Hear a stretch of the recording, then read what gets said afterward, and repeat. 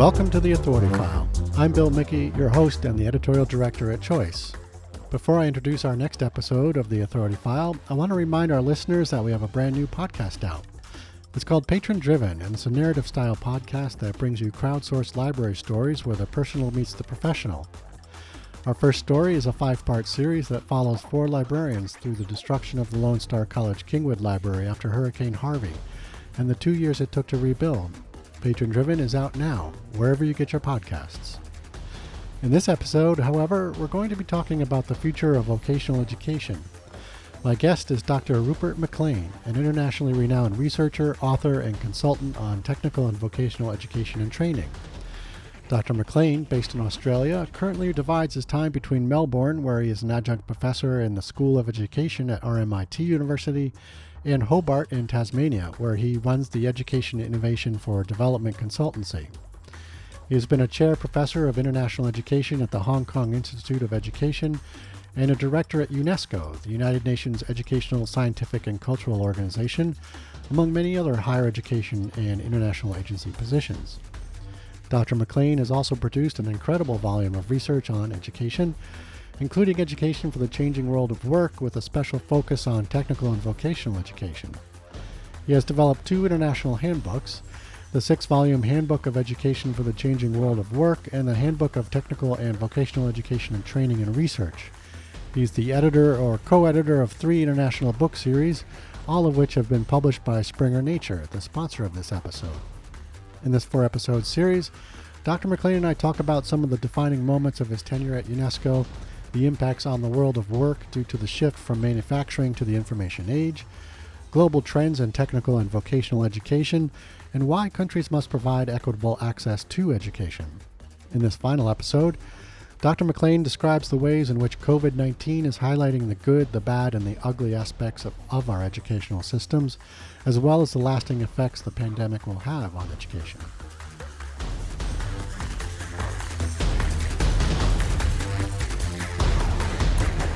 Okay, so I want to start looking ahead a little bit.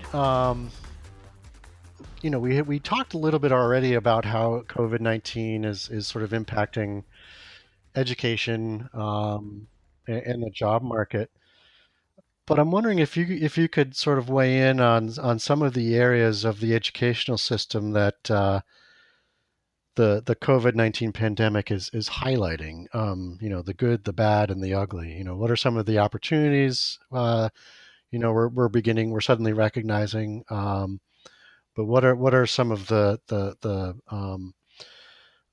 more negative aspects of what the pandemic is sort of uncovering and revealing about our educational system? Well, the pandemic has required us to rethink the way in which we can actually educate children and youth and adults. Mm-hmm. We're relying much more upon technology, aren't we? Yep. People, when it comes to their employment, working from home, many people now have been working from home, not going into the office each day or into the factory each day. Some occupations, of course, lend themselves to working from home. Others don't. So that's a big distinction in terms of the impact on individuals.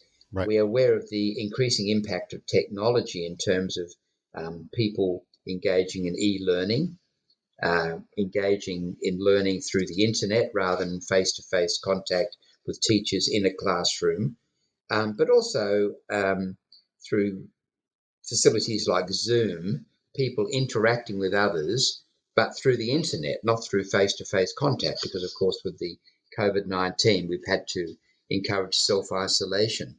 So it's encouraging, I think, a very careful rethinking of the modalities for teaching and learning. And also it's reminded us that although we can learn things through access to our computers and the World Wide Web, that face-to-face contact is still very important. Mm-hmm.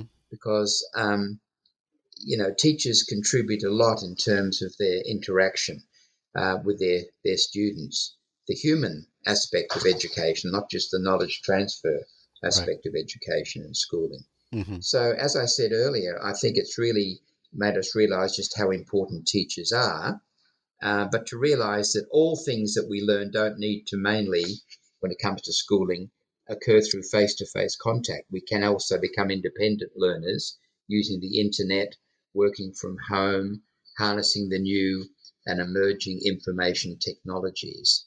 So I think it's going to result in a major rethink of the modalities for teaching and learning. Right. I'm curious, longer term, I mean, what do you think some of the lasting effects of the pandemic on education will be? Well, I think that much more learning occurs through the internet, through using our computers and Hmm. things of that type, less necessarily through face-to-face contact. I think that could be one of the major changes, um, Yep. and I think that's going to, really affect the way in which we educate and train teachers. It's going to affect our expectations when it comes to teachers as an occupational group, Yep. because we learn a lot from going to school and by going to university and so on. But of course, we learn also so much as well from the peer group, from our friends, from our parents, who are our first teachers. Um, so from the mass media, so much of the mass media is also involved with developing knowledge and skills. Hmm. Not just news broadcasts and things like that, but also the programs that people watch and popular culture. So it's Hmm. really emphasising, I think, the repertoire of ways in which we learn and develop our knowledge and our understanding. Right. So moving into sort of the job market, and sort of the vocational aspects. I mean, looking ahead, what are considered to be some of the must-have 21st century skills? We talk about increasingly multiple intelligences. Hmm. Intelligence isn't just to do with one's analytical skills and mathematical skills and scientific skills. There are many other areas of intelligence, such as empathy, such as social intelligence, things of that type. These ideas of multiple intelligences comes from the work of Howard Gardner at Harvard University. Well, I think that we're going to be increasingly stressing multiple intelligences rather than just the sort of intelligence that's measured by IQ tests and things of that type. If we're going to be living in a more just and peaceful world, we have to also enable people to have the skills to get along well with each other, to resolve their conflicts through discussion, not through aggression in terms of taking up arms and things of that type. And I mentioned earlier that the major um, underpinning aim of UNESCO is peace building, to try and Right. develop a more peaceful and harmonious world. Obviously, it's not occurring um, fully because we still have major conflicts throughout the world. We have countries fighting each other. We have people within particular societies engaging in aggressive behaviour, whether it's the sort of demonstrations that people are now attending because they're dissatisfied with issues like racism and so on. So I think we Hmm. have to look at education and schooling increasingly as being concerned with multiple intelligences and helping to um, achieve racial harmony. Excellent. So you've got a new book, I think, that you're working on now, coming for that Springer will be publishing, and you've mentioned that it'll be addressing sort of this age of social disruption, and I'm wondering if you could talk a little bit more about that. What you mean by social disruption, and what are some of those major disruptive elements? Mhm. Well, social disruption, economic disruption, to do with the sort of major changes occurring in our societies. And I mentioned before about the importance of the fourth industrial revolution and the increasing reliance on technology, artificial intelligence, the worldwide web, Mm-hmm. the health challenges that are occurring through things like the COVID-19 pandemic, the major disruption occurring in terms of a concern with climate change and the environment, and how do we achieve green growth. This clash between tradition and modernisation, the concern with the increasing inequalities between and within countries, these are all highly disruptive when it comes to the functioning of our societies.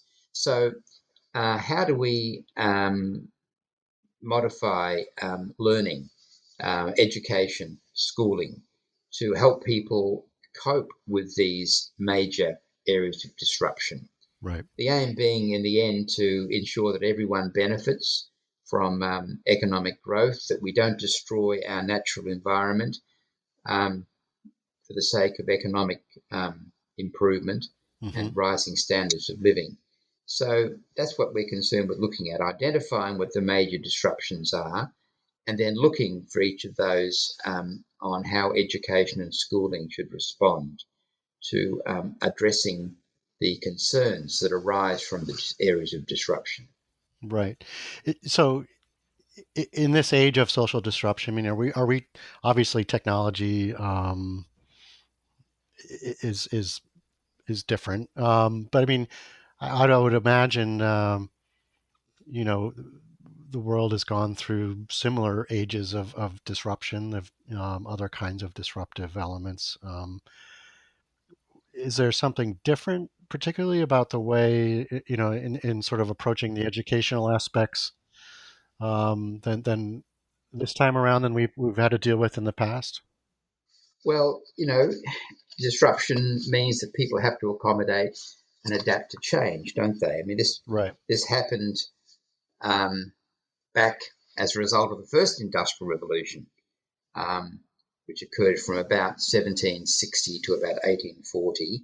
Mm-hmm. It said, first of all, in the UK, people were moving from living on farms to cities, to work in factories and so on, had a profound effect upon people's lives.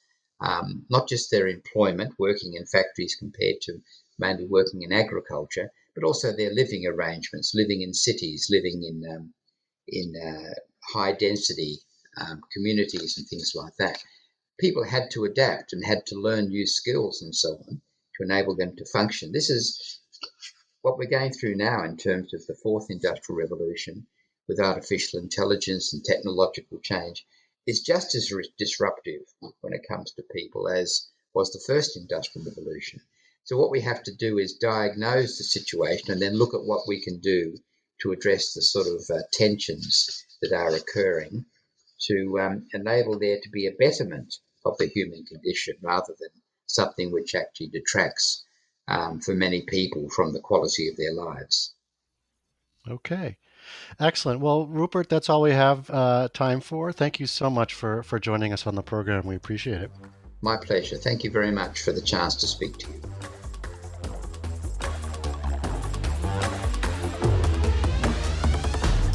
You just heard from Dr. Rupert McLean, an internationally renowned researcher, author, and consultant on technical and vocational education and training.